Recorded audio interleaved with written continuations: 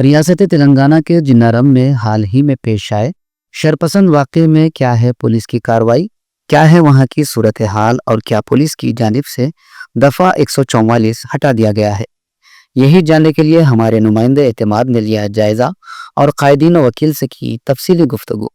वाज़ेह है कि रियासत तेलंगाना के ज़िले संगारेड्डी जिन्नारम पुलिस स्टेशन के करीब 22 अप्रैल को कुछ गैर अनासिर अफराद ने मदरसा, मस्जिद और दरगाह पर हमला करते हुए आतिशबाजी और पत्थरबाजी की थी और मदरसा और दरगाह को नुकसान पहुंचाया था।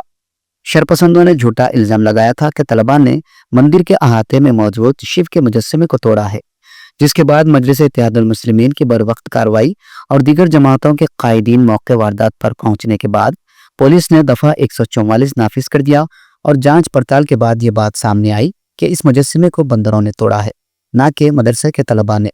आइए जानते हैं कि पुलिस ने इस वाक़े के मुलज़िमीन के खिलाफ क्या कार्रवाई की है।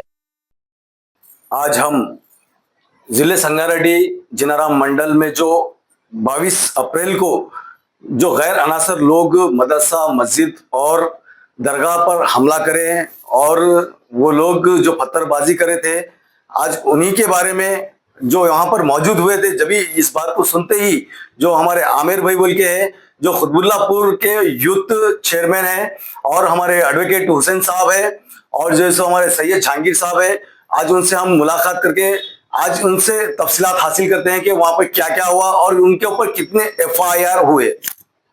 बताइए आमिर भाई। अस्सलाम वालेकुम। जैसे कि हमको मालूम हुआ जिन्नाराम में ये हादसा हुआ बोल के, जब मैं और हमारे हुसैन भाई एडवोकेट साहब वहां पर पहुंचे 10 साढ़े 10 11 बजे की बात है। जब हम वहां पे पहुंचे ऑलरेडी वहां पर पूरी पुलिस जिन्नाराम को हर जगह से बंद कर दी थी। उसके बाद हम वहां पर पहुंचे, वहां पर हमारी बात SP संगारेड्डी से हुई।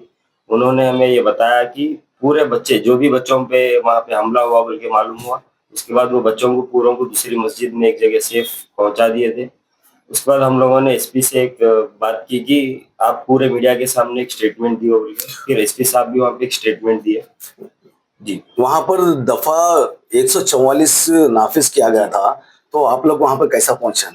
नहीं, वहां पर हम लोग जब वहां पर पहुंचे SP साहब से हमारी बात हुई और हुकूमत में भी मोहम्मद फहीम कुरैशी साहब जो टिमरिस के वाइस चेयरमैन है, उनसे SP साहब की फोन पर बातचीत हुई। वहाँ के लोकल MA से भी फहीम भाई की बात हुई। उसके बाद उनसे जो परमिशन मिला, SP साहब ने हमें क्या किया, वहाँ के लोकल CI के साथ गाड़ी में देकर उन बच्चों तक मुलाकात के लिए हमें भेजा। आप लोग जब वहां पर गए थे, वहां से शिफ्ट किए थे बच्चों को दूसरे जगह पर, जब तबादला करने के बाद में आप लोग वहां पर जाने के बाद में फिर वहां पर कैसा था, बच्चों का माहौल क्या था? अल्हम्दुलिल्लाह वहां पर जब हम पहुंचे मस्जिद में, बच्चों के पास SP संगारेड्डी की जानिब से या पुलिस की जानिब से बच्चों को खाने का इंतजाम किया गया था। बच्चों को खाना वाना खिला के वहाँ के लोकल के भी 2-4 जिम्मेदार थे, यूनुस भाई और बशीर साहब वहाँ के जिम्मेदार थे, वो लोग भी थे और वहाँ पर करीब 100 से 200 पुलिस भी थी वहाँ। अच्छा। SI CI वहाँ पे बच्चों की निगरानी में थे। और कुछ बच्चे जख्मी हुए बोल के जो अवाम में जो ऐसा वीडियो वायरल हुए थे, वो सच था या गलत है? नहीं, ये बात बिल्कुल गलत है। वहाँ पर एक बच्चा जो कि मदरसे की कांच फूटने की वजह से पैर पे बच्चे को मार लगा था, वो एक बच्चे को हॉस्पिटल ले गए थे। बाकी जितने भी 78 बच्चे थे पूरे मस्जिद में किसी पर पत्थरबाजी से हमला जो करे थे वो लोग, तो बच्चों को वो मदरसे में जो बाहर का ग्राउंड है, सिर्फ बाहर के ग्राउंड में ही ये लोग आकर जो भी हल्ला हुआ मदरसे के बाहर के ग्राउंड में हुआ। बच्चे जितने भी थे मदरसे के अंदर थे। अभी वहां पर पुलिस का अहम रोल कैसा था और पुलिस वहां पे कैसा जो लोगों पे जो एक्शन ली? मैं आपको एक बात बताता हूँ, जब से हम बचपने से जब से देख रहे हैं फसाद जितने भी हुए, आज तक कोई भी गवर्नमेंट में इतना जल्दी पुलिस एक्शन में नहीं है। जब फसाद हुआ 7 बजे 8 बजे के बीच में ये हुआ, उसके बाद 9 बजे तक जिन्नाराम को पूरा कंट्रोल में पुलिस ले ली थी और वहाँ के SP विकाराबाद के SP ये लोग पूरे वहां पर पहुंचे, पूरा जिन्नाराम कंट्रोल में ले लिए थे और पुलिस का उसमें बहुत अच्छा रोल रहा। और जितने भी FIR हुए पुलिस की जानिब से भी 3 FIR हुए उसमें और एक वहाँ के मौलाना जो इरफान मौलाना है उनकी जानिब से भी एक FIR। टोटल 4 FIR हुए। तो इसमें जो सेक्शंस लगाए हैं, तो कैसे वो जो लोगों के ऊपर जो कड़ी से कड़ी सजा के लिए सेक्शंस है या नहीं, तो फिर कोई? मैं ये सेक्शंस की उसमें मैं पुलिस वालों का बहुत शुक्रगुजार हूँ कि उन्होंने इतने अच्छे सेक्शंस लगा के उनको कड़ी से कड़ी सजा देने की कोशिश की और बहुत अच्छे सेक्शंस लगाए उन लोगों को। ये संगारेड्डी पुलिस का जो अच्छा एक अहम किरदार नजर आया हूँ फिर। पूरी तेलंगाना की आवाम से मेरी गुजारिश है कि आप ये जितने भी पुलिस वाले वहां पर वन साइड बोल के भी नहीं बोल सकते इसको, ह्यूमैनिटी की तरफ से जो पुलिस वाले काम कर रहे हैं उनका शुक्रिया अदा करना।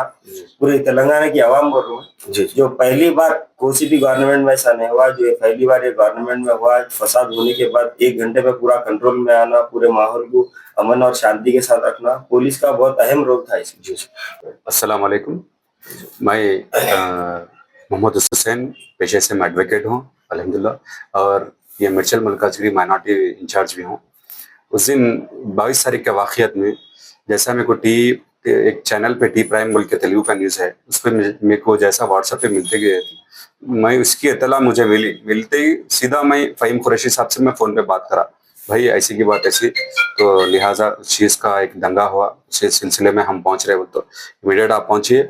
अब आप जो है सो एसपी से भी बात करें, फ़हीम कुरैशी साहब, मुकामी एक एमएलए से भी बात करें, और डीजीपी साहब से भी उसी रात में बात करके, इंटेलिजेंस से भी बात करें बोल के बोले। बात करके हम पहुंचे भाई। पहुंचने से उस चीज़ से क्या हुआ बोल तो अल्हम्दुलिल्लाह पुलिस के जो है सो हम पहुंचने से पहले हम एक करीब में बच्चों को जो है सो एक गाड़ी में इंतजाम करके मुकामी एक मस्जिद में लेके चले गए अल्हम्दुलिल्लाह हिफाजत से रखे। हादसा हुआ, हादसे में जो है एक अपनी जो दरगाह थी, दरगाह के अंदर जलाया लोग, और मदरसे के अंदर आईने पुड़े, दरगाह मदरसे के बाहर जलाए समझो, और एक मस्जिद के अंदर भी जो है सो थोड़ा बहुत कुछ हुआ, हादसा हुआ। सो अल्हम्दुलिल्लाह उसके बाद पुलिस 1 घंटे में कवर कर ली इसको। हम गए जाके एसपी साहब से बोले, साहब ये चीज का वायरल बहुत अलग तरीके से जा रहा है, बच्चों को जख्मी हुए और कुछ फलाम बोल रहे, तो लिहाजा आप इंटरव्यू दीजिए, प्रेस मीट दीजिए। तो प्रेस में उन्होंने इमीडिएट एसपी साहब हमारी बात रखते हुए दिए, और एसपी साहब जो है सो कानूनी एतबार से जो काम करना है, कानूनी एतबार से बेहतर काम करे, और इसका कानून में दबाव डालना भी, मतलब दबाव माने जो हक पे जो काम है। फ़हीम कुरैशी साहब का बहुत मैं शुक्रगुजार हूँ, पहले तो अल्लाह का शुक्रगुजार हूँ, हम पूरे अवाम जो है सो पुलिस की और फ़हीम कुरैशी साहब की शुक्र अदा करते हैं हम। ये जो गैर अनासर लोग जो फर्स्ट वहाँ पे दंगे फसादात करे, उसके बाद में कुछ लड़कों को जो तुलबा है मदरसे में तालीम हासिल करने में, उन तुलबाओं को भी पत्थरबाजी करे और जैसे लोग को मारपीट करे बोल के मालूम हुआ था, ये वायरल हुआ था वीडियो। तो ये क्या सच था या गलत? नहीं, बच्चों को जो है सो जालियों का जो मस्जिद मदरसे का जो है ना इलाके में एक जालियों का है, एक वीडियो भी आप देख सकते हैं।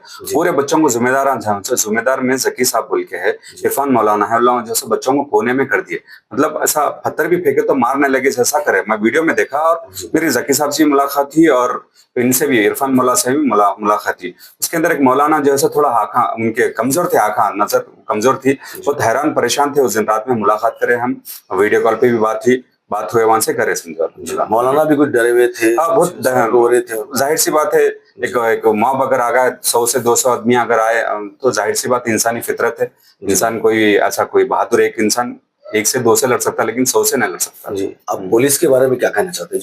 पुलिस का मैं आपको बोला, अल्लाह के बाद अगर शुक्रगुजार हूं तो मैं पुलिस का हूं। मैं क्यों बोलते, उस मौके पे मेरे को ऐसा बर्दाश्त नहीं हो रहा था, हमारे बच्चों को क्या हुआ, क्या है, मतलब बच्चे जिंदे हैं या मर गए, ऐसा हुआ बोल के। बच्चे भाई नहीं लड़ सकते, सेल्फ डिफेंस भी नहीं कर सकते, तो वो सिलसिले में बहुत हैबत थी। अल्हम्दुलिल्लाह पुलिस को मेरे दिल से मैं सलाम करता हूँ, एसपी साहब को, पंकज साहब को दिल से सलाम है मेरा, और डीजीपी साहब को मेरा। ये जो 4 एफआईआर किए गए हैं पुलिस की जानिब से, 3 एफआईआर पुलिस की जानिब से किए गए और 1 एफआईआर मदरसे की जानिब से किए गए, तो आप एक एडवोकेट हैं, तो ये सेक्शंस करेक्ट है जो लोग लगाए डिपार्टमेंट की जानिब से? हाँ, तो देखिए साहब, एक एफआईआर का नंबर बोल रहा हूँ मैं, एक एफआईआर है, FIR number 37 of 2025, 38, 39, 40 FIR number है ये।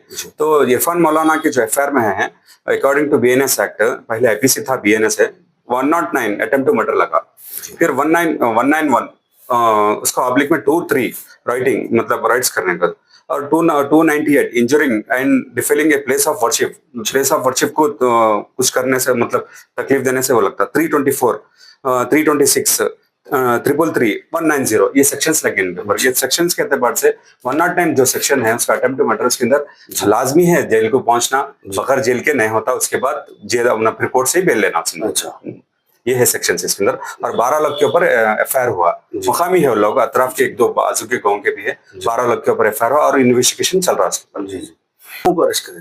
नहीं, अरेस्ट तो मैं उस दिन दूसरे दिन मैं गया था, सीए साहब नईम साहब से मेरी बात हुई तो बोले कि 6 लोग को हम अरेस्ट करें और रिमांड करने वाले हैं। तो उसके बाद मेरी सीए साहब से मेरी बात नहीं हुई, तो अल्हम्दुलिल्लाह अरेस्ट हुए, इसके अंदर अरेस्ट हुए। और मैं ये नहीं चाह रहा हूँ कि अरेस्ट हो के चीजों, अरेस्ट तो मतलब जो गलती करा वो होना है, तो सजा अगली बार भी जो है ऐसा जो कोई भी ऐसे हादसे हुए तहकीकात के बगैर ऐसा मत करिए। जैसा कि ये जो हादसे में है ना, जो मंदिर के जो मूर्ति को जो तोड़े बोल के जो इल्जाम लगाए, तो अल्हम्दुलिल्लाह पुलिस के जरिए से हमको ये मालूम हुआ कि प्रेस वीडियो रिलीज करे एक बंदर के जरिए से हुआ भाई, ये बंदर के जरिए से हुआ। यकीन मानो अगर मुसलमान इसके अंदर खुसरवार रहता तो हम भी उसको ठहर के हम उसको सजा दिलाते थे। ये चीज हम मुसलमान की तरफ से नहीं आते थे, हम उम्मत मतलब ह्यूमैनिटी मतलब इंसानियत के एतबार से हम आते थे हम। तो ये चीज को अगली बार भी जो भी हो रहा हादसा हुआ तहकीक करिए, उसके बाद जो भी करना है करिए भाई। మిత్రులకు జిన్నారం మండలంలో జరిగినటువంటి కొండ మీద శివుని గుడి మీద ఆ రోజు కోతులు తీసుకొచ్చి అక్కడ వేస్తే తెల్లారి 3 రోజుల తర్వాత పిల్లలు ఆడుకోనికి పోతే పిల్లలు చేసినారని చెప్పి ఆరోపణ చేయడం జరిగింది. అక్కడ లోకల్గా కొంతమంది స్థానికంగా ఉంటున్నారు, కొంతమంది బీజేపీ వాళ్ళు ఉన్నారు.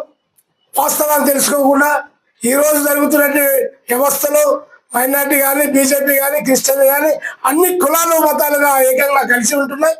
కేవలం ఒక బీజేపీ మద్దతుగా తయారు చేస్తూ ఉంది. ఇది మంచి పద్ధతి కాదు.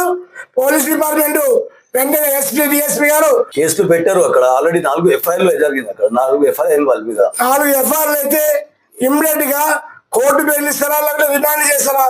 రిమాండ్ చేయాలని మాకు డిమాండ్.